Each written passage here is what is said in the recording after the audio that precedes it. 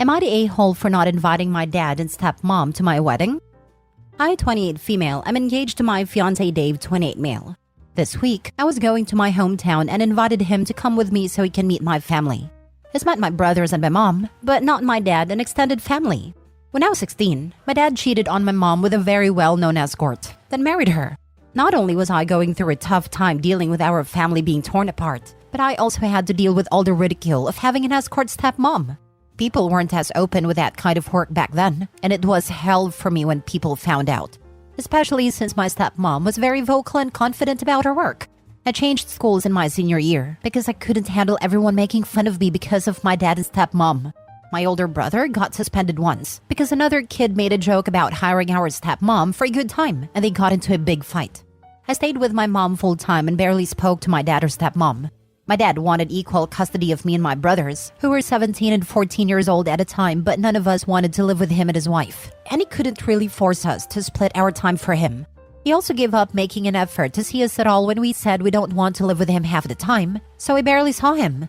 When I finished high school, I left our hometown and moved to a big city for college. My brother has also moved there, and our mom would come visit us all the time, so I didn't bother go back to our hometown. Dad didn't offer to come see us, and none of us have been back home, so this week was the first time I've seen my dad in about 10 years. My auntie was hosting a dinner party so everyone can meet my fiancé, and of course, my dad and stepmom were there. I was polite to them, but it was awkward, and my fiancé was doing all the talking. Stepmom asked us when and where the wedding is, and my fiancé told her it's on the 2nd of December. She said, "Wow, and you still haven't sent our invites?" My fiancé just kind of looked at me awkwardly, and I answered, "We have sent out invites, but our guest list is limited and we're only inviting our closest friends and family, so I couldn't make space for you and Dad. Sorry." She just smiled and said she understood we aren't inviting anyone we aren't super close to. We'll be having 30 guests in total. The next day, my dad comes to visit my fiancé and I at our Airbnb, and he asks me why him and his wife aren't invited to our wedding. He said I'm his only daughter, and he'll feel like a failure if he can't even walk me down the aisle. I said, it makes me sad that my dad won't walk me down the aisle either, but I'm not going to make a fuss about that tradition when we have barely spoken since I was 16. We don't have a father-daughter relationship, and I'm not going to pretend like we do just for my wedding. He started crying and asked how long I plan to punish him for what happened between him and my mom. He said he feels like he lost his children 12 years ago when he divorced my mom, and now I'm putting the final nail in the coffin. I told him I don't hold resentment over his divorce with mom and everything he did, but the fact of the matter is that we aren't close anymore. And I'm not interested in faking it. Am I the a-hole? Now for the top comments. Not the a-hole. Your dad is feeling like a failure because he is a failure of a dad. The audacity of people. I can't believe he broke up your family like that, hooking up with an escort, and expect you to have him walk you down the aisle like some kind of upstanding father. Ridiculous. 100%. Even if you overlook the cheating, breaking the family apart, and all the bullying endured, he stopped trying to make amends. It was on him to come to his children, but it probably just became easier on his pride to give up. OP, not the a-hole. I hope your mom is doing well. Your siblings too. You're going to have an amazing wedding. Call me traditional, but I've never understood why people who don't value wedding vows should be invited to weddings in the first place. Not the a-hole. Honestly, even the stepmom had a lot more grace about it. Not the a-hole. And at this point, the only a-hole is the dad. Even his mistress has more class than him. And that's the thing. At the very least, in the presence of everyone, she held it together. It's completely acceptable to be upset about things in your own private time, as another to make a scene in front of people. Sound like stepmom has accepted this. You handled it perfectly, honestly. There is a vast spectrum between resentment and healthy relationship. And your dad doesn't get to guilt you into a relationship that doesn't exist. Don't let the consequences that is now fully realizing wait on you at all. Not the a-hole. OP, it is important to have the wedding both you and your fiancé want. You haven't asked Dad for any money for the wedding and didn't even invite him, so he has no say. As for his hurt feelings, it seems he has had illusions of walking you down the aisle and has only now realized that this is not gonna happen. It is a hard truth, but a choice made a long time ago. I hope you have a wonderful wedding and a very happy marriage. I wish you all the very best, OP. Congratulations. Next story. Am I the a-hole for refusing to attend my sister's wedding after she didn't come to my graduation? So a bit of background. My sister and I have always had a competitive relationship. 2 years ago, when I graduated from a master's program, she didn't attend because she was on retreat with her then fiancé. It was a big deal for me because I was the first in our family to get a graduate degree, and I really wanted her to be there. I felt hurt, and we had a big argument about it where she said my graduation was just another ceremony and that I was being overly sensitive. Fast forward to now, she's getting married. The problem is, she chose a destination wedding on this very exclusive island, and the cost of attendance is way beyond what I can comfortably afford. I'm talking about several $1,000s for the weekend. When I told her I might not be able to come, she freaked out and said I was trying to sabotage her special day. I'm also a bit tight on money because I've been saving up to buy a house. I tried explaining this to her, but she said that I'm being selfish and that I should take out a loan if I have to because it is her once-in-a-lifetime moment. I haven't given her a definitive answer yet, but I'm leaning towards not going. My parents are saying that I should just suck it up and go to keep the peace, but I don't see why I should go into debt for a wedding when she couldn't even drive across town for my graduation. So am I the a-hole for not wanting to go to my sister's wedding? Not the a-hole. Never go in debt for someone else, especially a destination wedding. I'm sorry, I can't afford that and won't be attending. Rinse and repeat. Why should you have to keep the peace? It's not your destination wedding. If anything, your parents want the peace kept. Then they can pay you to attend as a gift. You're not selfish. Your sister is just entitled. Don't feel bad. After all, it's just another ceremony. The words destination wedding changed my answer instantly as soon as I read them. Forget the graduation. If you have to pay to attend someone's wedding, then there's no stipulation you have to go, no matter the relation. If you want a destination wedding, then you eat that some people won't be there who otherwise would have been.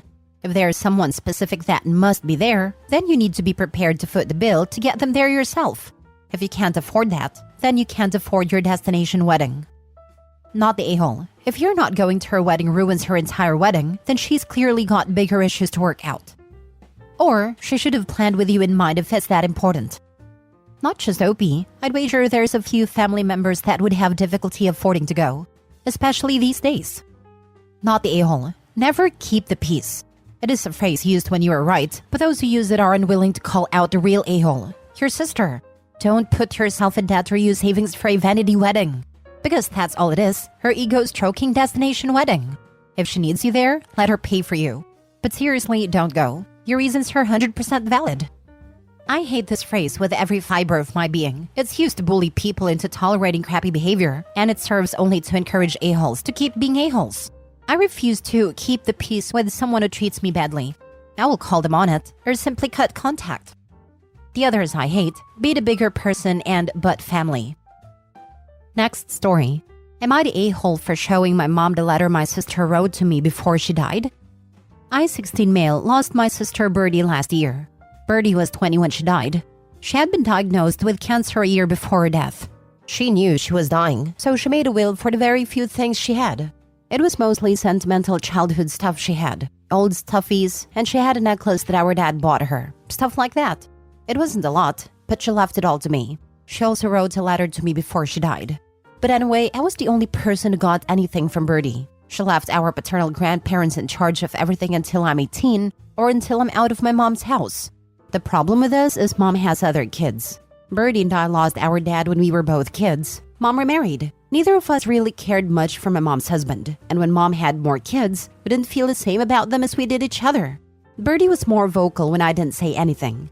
Mostly I didn't want to fight with mom over it, and I didn't want to hurt anybody's feelings. But Birdie and mom never really got along, and it was only worse after dad died and then mom remarried. The fact Birdie left nothing for our half-siblings and never even wrote them a goodbye letter bothers mom, and it really upset them because they wanted to know why she wrote to me and left me her stuff, but not them. They wanted to read my letter, but I said no. It became a fight with mom then, and she wanted to know why Birdie left the rest of the family nothing, and why even when she knew she was dying, she couldn't find a way to embrace the other kids enough to give them something. A small goodbye. I showed mom the letter because Birdie wrote a lot about her feelings and mentioned things she and I talked about when mom wasn't around.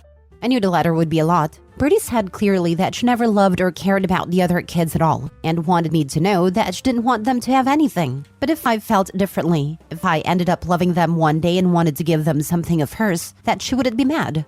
Mom read the whole thing twice, if not 3 times, and then she asked me why I had shown her the letter and what did I want to do with her. She was so mad she was shaking, and she told me I was never to show my half-siblings, and I pointed out that I had said no to them reading it already.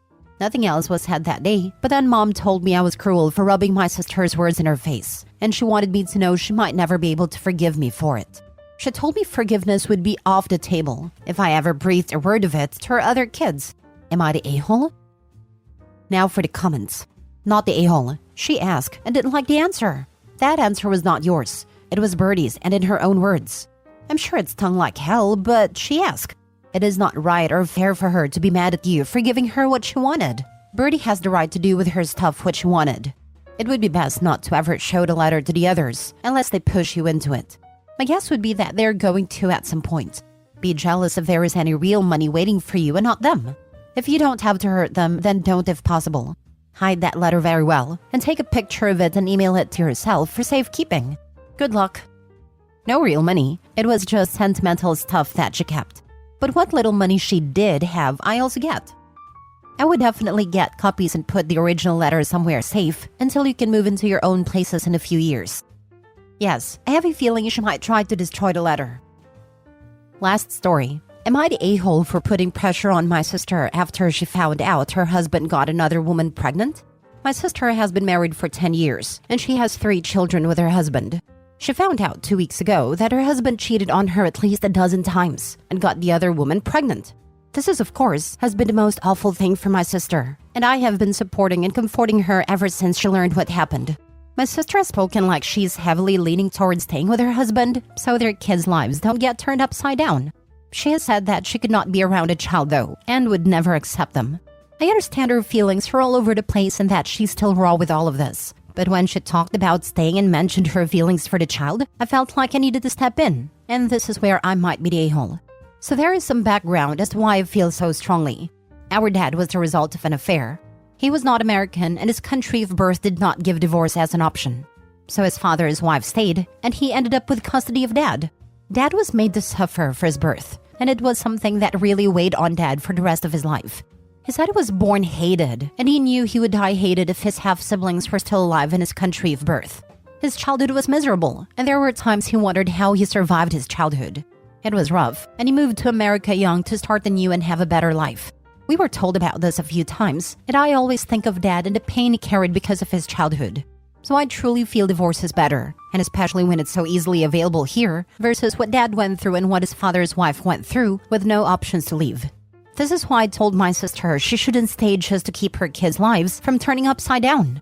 I pointed out that it was not healthy for anyone, told her to think of Dad. She told me I shouldn't be putting pressure on her right now. That she knows what Dad went through, but this is her kids' lives. It's her life. She told me I wasn't helping anymore and that's what she needed. Help via me listening to her and shutting up about leaving. Then she told me I freaking sucked right now, and I should be more worried about her than anyone. Am I the a-hole? The real a-hole here is your sister's husband, who not only cheated on her, but also didn't even have the decency to use protection while doing so. Would he have ever told your sister about his affair if his mistress hadn't gotten pregnant? My guess is no, given how long the affair had already been going on. The real advice her sister needs is to get tested for STD or STIs. No a-holes here except her sister's husband. Apologize to her and just listen until she has had the time to start to process things. She's right, it has been only 2 weeks. Also, your sister is really traumatized and needs to make a lot of decisions and get used to a new reality. She needs to get through her many emotions, and it's okay to let her be mad at you until she can find it safe to be mad at her rotten husband. She's going to have a long period of adjustment, so be patient with her and with yourself, and encourage her to express herself. I know that you are very much not the a-hole. Much love and care to you both. This literal exact thing happened to me last year. I found out in July. I am just now fully adjusted to my new life and still processing my emotions/feelings. This advice is spot on. She has a lot to get through. My heart hurts for OP's sister. It is an awful traumatic thing that happened to her. I filed for divorce a little less than 2 months ago. I just wanted to put it out there. OP's sister could take a while to get through this. Your sister's kids' lives are already being turned upside down. Kids know when things aren't right with their parents, and forcing a happy family onto a serial cheater with a baby mama is not going to work at all. The kids will suffer less if she leaves him and finds someone who will be a true partner and treat her with respect. She is in denial and seems to think she can just will this away. She cannot. Her husband will keep cheating and she will stay miserable, and her kids will know about it and it will influence their future relationships for the rest of their lives.